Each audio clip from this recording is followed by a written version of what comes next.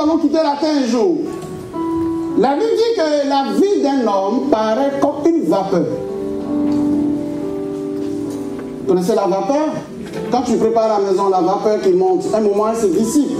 C'est comme ça la vie d'un homme. On n'est pas venu sur la terre éternellement. Dieu peut te faire la grâce d'avoir 60 ans, 70 ans, 90 ans et tout ça, mais à un moment on va quitter la terre.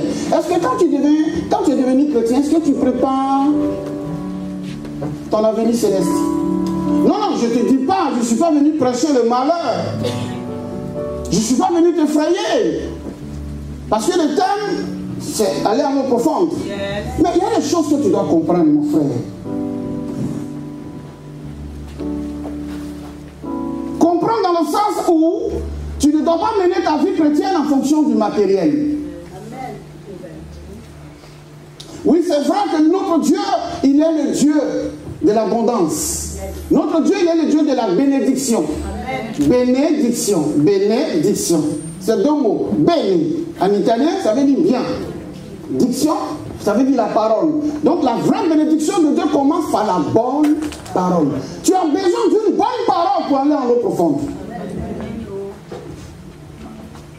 Tu ne mènes pas ta vie chrétienne en fonction de ton voisin. Tu ne mènes pas ta vie chrétienne en fonction de tes parents. Tu vis la vie chrétienne par rapport à la parole de Dieu. C'est pour cela il faut aimer ta vie spirituelle. Il faut aimer. Il faut aimer ta vie spirituelle. Est-ce que tu aimes ta vie spirituelle? Bon, regardez avec moi Exode chapitre 2. Tout à l'heure on viendra à la 4e trompette.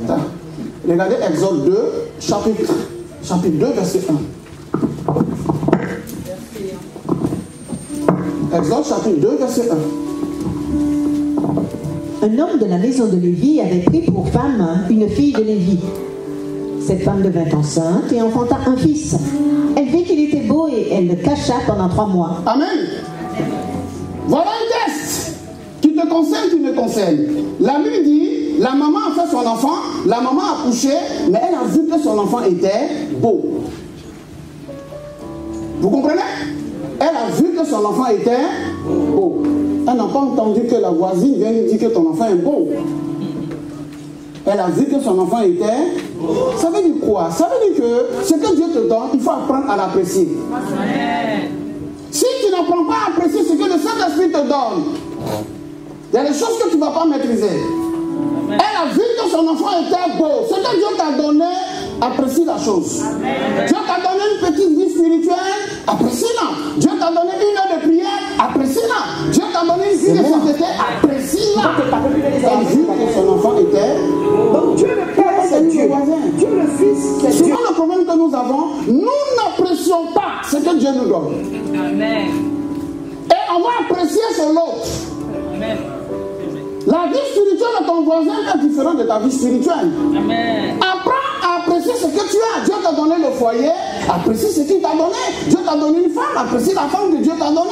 Dieu t'a donné un mari, apprécie ton mari que Dieu t'a donné. Apprécie ce que Dieu te donne. Amen. Elle a vu que son enfant était beau. Il faut t'apprécier toi-même. Apprécie-toi toi-même. Amen. Mon ami, si tu ne t'apprécies pas, qui va t'apprécier?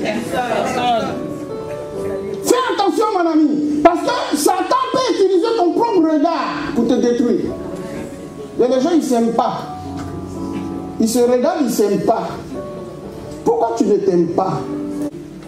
Elle vit que son enfant était beau. Est-ce que tu es fier de ta marche avec Dieu?